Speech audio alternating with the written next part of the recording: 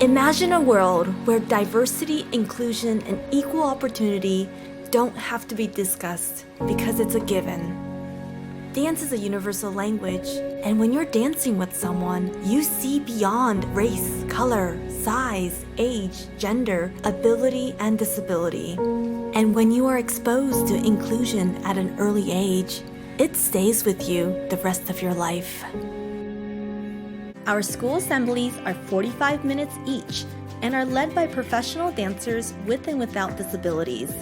This program includes performances, motivational speaking, and introduction to sign language, empowering students to become an inclusion superhero. I learned that even if you have a disability, it can't stop you from doing what you love. You don't have to be scared that people won't like you because you just have to love yourself.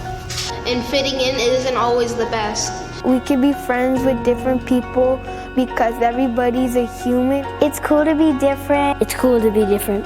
It's cool to be different.